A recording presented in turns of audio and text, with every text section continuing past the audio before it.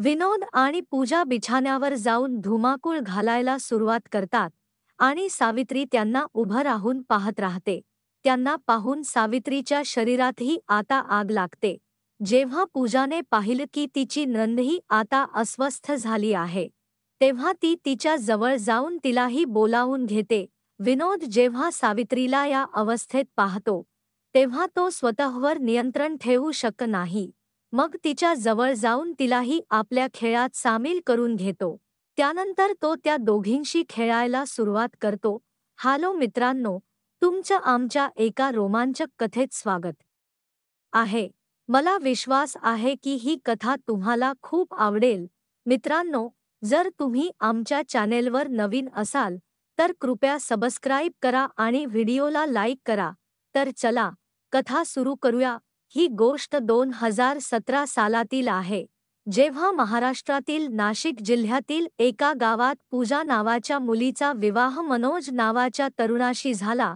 मनोजचे वय त्यावेळी जवळपास 30 वर्ष होते आणि त्याच्या लग्नामुळे तो व त्याचे कुटुंब खूपच आनंदी होते, कारण पूजा खूप सुंदर होती. गावात पूजाच्या सौंदर्याच्या चर्चा सुरू होत्या. लोक म्हणत होते की मनोजने किती सुंदर बायको मिळवली आहे. मनोजच्या कुटुंबात त्याचे आईवडील, एक लहान बहीण, मनोज आणि त्याची पत्नी पूजा असे 4 लोक होते. हळूहळू वेळ जात होता आणि मनोजला खर्चांची चिंता वाटू लागली, कारण तो बेरोजगार होता. लग्नाआधी सर्व काही ठीक होते, पण आता खर्च अचानक खूप वाढले होते. तुम्हाला माहीतच आहे की लग्नानंतर खर्च अचानक वाढतात. म्हणून मनोजने गाव सोडून काम शोधण्याचा निर्णय घेतला. काही दिवसांनी तो आपले गाव सोडून हैदराबादला गेला, जिथे त्याला एका चांगल्या कंपनीत नोकरी मिळाली. नोकरी चांगली होती, पण तिथे सुट्ट्या खूप कमी मिळत होत्या. मनोजला याचा काही फरक पडत नव्हता, कारण त्याला फक्त पैसे कमवायचे होते. मनोजची पत्नी पूजा आणि त्याची लहान बहीण सावित्री यांच्यात खूप चांगले नाते होते. नंदभावजईमध्ये अशी मैत्री होती की त्या दोघी सख्ख्या बहिणींप्रमाणे मजामस्करी करत असत. दोघींचं प्रेम इतकं होतं की त्या कधी नंदभावजईसारख्या वाटतच नव्हत्या. हळूहळू वेळ जात होता आणि सगळं काही सुरळीत चालू होतं. मनोज जेव्हा गावाबाहेर होता, तेव्हा पूजाला एकटी झोपायला भीती वाटू लागली. एक रात्री मध्यरात्री सावित्रीने पूजाच्या दरवाजावर टकटक केली. तिने म्हटलं, भावजई, मी एक भयानक स्वप्न पाहिलं आणि आता मला माझ्या खोलीत खूप भीती वाटते. मी तुझ्या खोलीत झोपू शकते का? पूजाने हसत उत्तर दिलं, हो, नक्कीच, तू माझ्या खोलीत झोपू शकतेस. दोघीही शांतपणे झोपून गेल्या, कारण रात्रीचा वेळ फार झाला होता. दुसऱ्या दिवशी सावित्रीने पूजाला विचारलं, भावजई, जर तुला काही हरकत नसेल तर मी रोज तुझ्या खोलीत झोपू शकते का? कारण मला माझ्या खोलीत खूप भीती वाटते. पूजाने आपल्या सौम्य स्वभावाने उत्तर दिलं, सावित्री, तू रोज माझ्या खोलीत झोपू शकतेस. मला काहीही त्रास होणार नाही. त्यानंतर सावित्री दररोज पूजाच्या खोलीत झोपायला लागली. काही दिवसांनी एका रात्री सावित्रीचे डोळे अचानक रात्री 1 वाजता उघडले. तिने पाहिलं की पूजा पलंगावर नव्हती. तिला वाटलं की पूजा बाथरूममध्ये गेली असेल किंवा पाणी पिण्यासाठी गेली असेल. सावित्रीने पूजाची वाट पाहिली, पण जेव्हा ती खूप वेळ आली नाही, तेव्हा सावित्री पुन्हा झोपी गेली. सकाळी सावित्री उठली, तेव्हा तिने पाहिलं की पूजा तिच्या शेजारीच झोपलेली होती. तिला वाटलं की कदाचित पूजाला कुठेतरी कामासाठी बाहेर जावं लागलं असेल किंवा बाथरूममध्ये जास्त वेळ लागला असेल, पण तिने ते दुर्लक्ष केलं.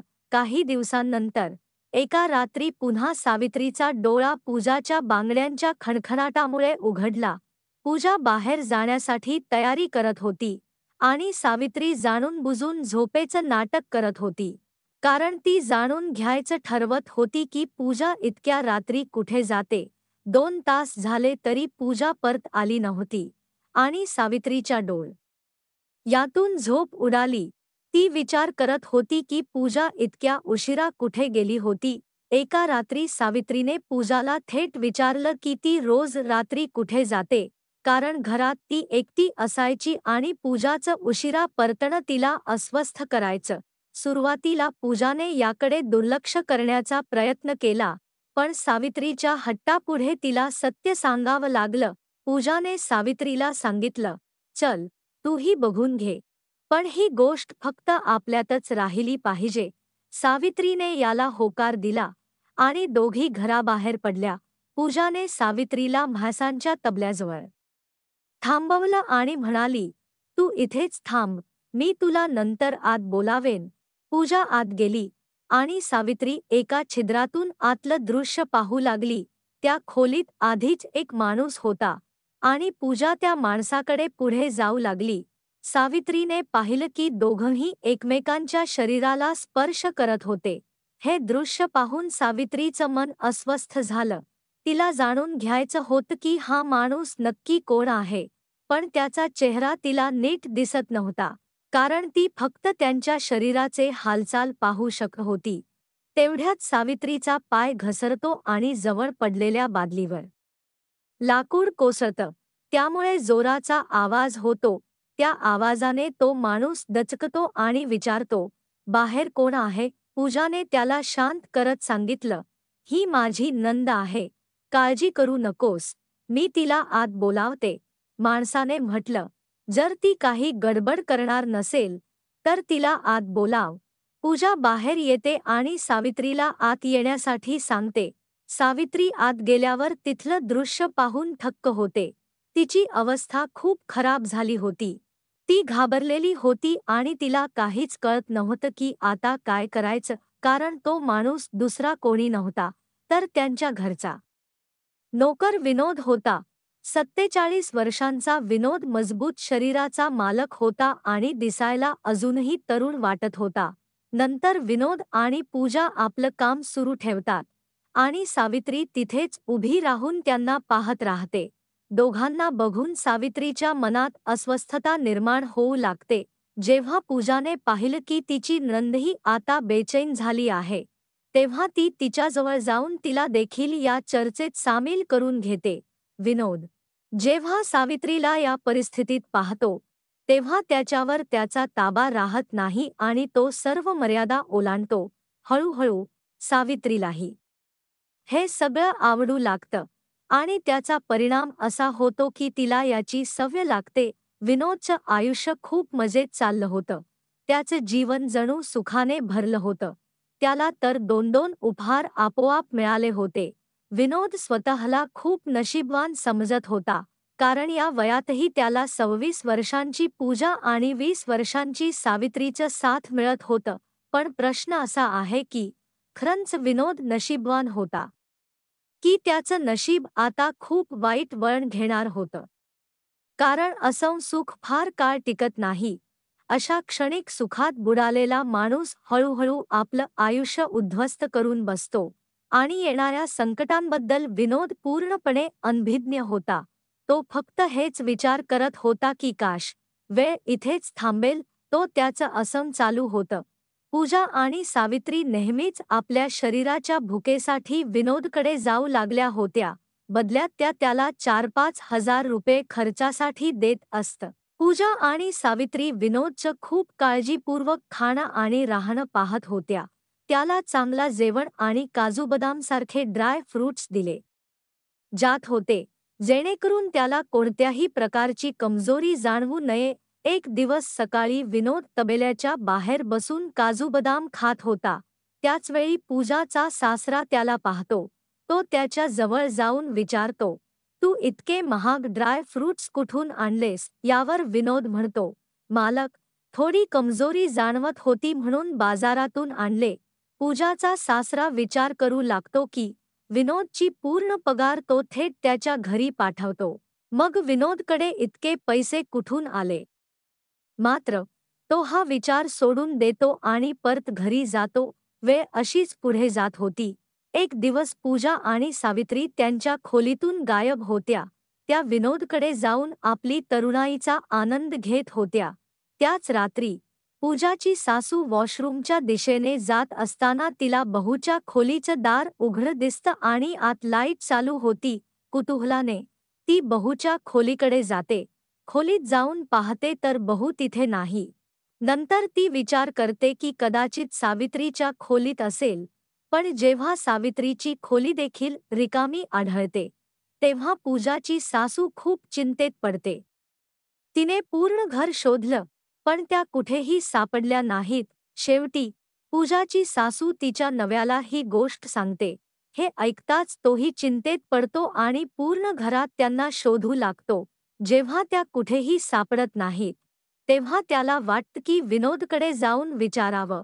मग पूजाचा सासरा विनोदच्या खोलीकडे निघतो. तो विनोदच्या रूमजवळ पोहोचत होता, तेव्हा त्याला आतून काही आवाज ऐकू आले. तो हैराण झाला की इतक्या रात्री इथे कोण असू शकतं. तो दरवाजा उघडायला गेला, पण उघडण्यापूर्वी विचार केला की आधी आत डोकावून पाहावं. त्याने जसं पाहिलं, त्याचा रक्त खवळून गेला. त्याने पाहिलं की त्याची सून पूजा आणि मुलगी सावित्री विनोदसोबत विचित्र अवस्थेत झोपलेल्या होत्या. ते तिघे अशा प्रकारच्या कृती करत होते, ज्याची त्याने कधी कल्पनाही केली नव्हती. हे दृश्य पाहून त्याचा राग 7व्या आसमानाला पोहोचला. त्याने एका झटक्यात दरवाजा तोडून आत प्रवेश केला. हे पाहून ते तिघे भांबावून गेले. त्याआधी ते काही समजून घेऊ शकतं. पूजाच्या सास्याने एक दांडकं उचलून विनोदला मारायला सुरुवात केली. पूजा आणि सावित्री संधी साधून तिथून पळून गेल्या, पण विनोदवर याचा राग कमी होत नव्हता. त्याने रागाच्या भरात विनोदला इतकं मारलं की त्याचा जीवच गेला. राग शांत झाल्यानंतर त्याला खूप पश्चात्ताप झाला की त्याने हे काय करून टाकलं. पण जे व्हायचं होतं ते होऊन गेलं होतं. आता त्याला विचार सुरू झाला की विनोदच्या मृतदेहाचं काय करायचं. मग त्याने मृतदेह एका पोत्यात भरला आणि ते खांद्यावर घेऊन नाल्याच्या दिशेने चालू लागला. रात्रीचे 2 वाजले होते. पूजाचा सासरा लपून-छपून चांदण्या रात्री पुढे जात होता. जेव्हा तो एका घराजवळून जात होता, तेव्हा त्याला एका माणसाने पाहिलं, जो टॉयलेटसाठी बाहेर आला होता.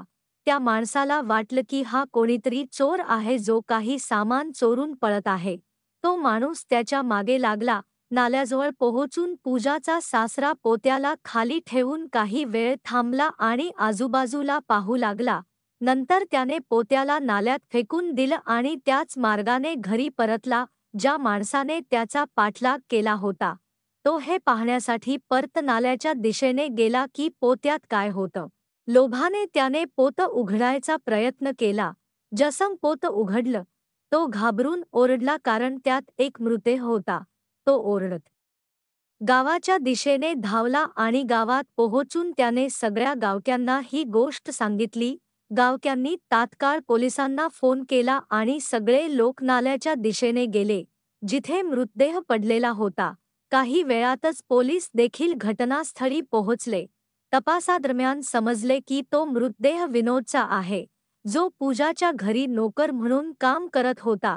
सकाळी 6 वाजता पोलीस पूजाच्या सास्याच्या म्हणजे रामलालच्या घरी पोहोचले. रामलाल पोलिसांना पाहून घाबरला, पण लवकरच त्याने स्वतःच्या घाबराटीवर काबू मिळवला कारण त्याला माहीत होत की या पोलिसांनी विचारलं, तुमचा नोकर विनोद कुठे आहे? रामलाल म्हणाला, साहेब, तो 2-3 दिवसांपूर्वीच सुट्टी घेऊन आपल्या गावी गेला आहे. पोलिसांनी विनोदच्या घराचा पत्ता घेतला आणि तिथे एक टीम पाठवली. चौकशी करता करता सकाळचे 8 वाजले होते. पोलिसांनी विनोदच्या मृतदेहाला पोस्टमार्टमसाठी पाठवलं. विनोदचं गाव फारसं दूर नव्हतं, त्यामुळे पोलीस तिथे 3 ते 4 तासात पोहोचले. तिथे चौकशी दरम्यान विनोदच्या घरच्यांनी सांगितलं की तो तर 3 महिन्यांपासून गावी आलेलाच नाही. आता पोलिसांनी रामलालला ठाण्यात बोलावलं आणि त्याच्याकडून कडक चौकशी सुरू केली. पोलिसांनी त्याला विचारलं, तुला कुणावर संशय आहे का? रामलाल म्हणाला, नाही, मला कुणावरही संशय नाही. तो एक साधा सरळ माणूस होता. तुम्ही गावक्यांना विचारू शकता. इतकी चौकशी केल्यानंतरही रामलालने आपली चूक मान्य केली नाही. इतक्या चौकशीनंतरही पुराव्याअभावी पोलिसांनी रामलालला घरी परत पाठवलं, पण पोलिसांचे प्रयत्न सुरूच होते. मात्र ठोस पुरावे सापडल्यामुळे तपास धीम्या गतीने पुढे जाऊ लागला. यानंतर पोलिसांनी रामलालच्या शेजाऱ्यांकडे चौकशी सुरू केली. त्याच दरम्यान एका शेजाऱ्याने सांगितलं की त्याने मागच्या रात्री विनोदला रामलालच्या घरी पाहिलं होतं. ही माहिती मिळताच पोलिसांचा संशय थेट रामलालवरच गेला. पोलिसांनी तात्काळ रामलालला त्याच्या घरी जाऊन अटक केली. सुरुवातीला रामलाल पुन्हा पुन्हा खोटं बोलून पोलिसांना दिशाभूल करण्याचा प्रयत्न करत होता, पण जेव्हा पोलिसांनी कडकपणे चौकशी केली, तेव्हा शेवटी त्याने आपला गुन्हा मान्य केला. रामलालने पोलिसांना सांगितलं की त्याने आपल्या सून पूजा आणि मुलगी सावित्रीला विनोदसोबत आक्षेपार्ह स्थितीत पाहिलं. तेव्हा त्याचा संताप अनावर झाला. राग आणि सुडाच्या भावनेतून त्याने विनोदची हत्या केली आणि मृतदेह नाल्यात फेकून दिला. रामलालच्या या कबुलीजबाबानंतर पोलिसांनी त्याच्यावर भारतीय दंड संहिता कलम 302 खून अंतर्गत गुन्हा दाखल केला. त्याला न्यायालयात हजर करण्यात आलं, जिथून त्याला तुरुंगात पाठवण्यात आलं. पोलिसांनी पूजा आणि सावित्रीची देखील चौकशी केली, पण त्यांनी स्पष्ट सांगितलं की त्यांनी जे काही केलं ते त्यांच्या मर्जीने केलं होतं. त्यांचा दावा होता की त्यांना विनोदवर प्रेम होतं आणि त्यांच्या वागण्यामागे कोणताही दबाव नव्हता. त्यामुळे पोलिसांनी त्यांना या प्रकरणातून मुक्त केलं. यानंतर पूजा आणि सावित्रीचं पुढे काय झालं, याबद्दल कोणतीही माहिती समोर आली नाही. इतकंच नव्हे तर पूजाचा पती शुभम घरी परतल्यानंतर त्याची प्रतिक्रिया कशी होती, हेही कधीच समजू शकलं नाही. मित्रांनो, या गोष्टीचं उद्दिष्ट कोणाचंही मन दुखावणं किंवा कोणत्याही अनैतिक गोष्टींचं समर्थन करणं नाही, फक्त तुम्हाला जागरूक करणं आणि सतर्क राहण्याचं स्मरण करून देणं आहे.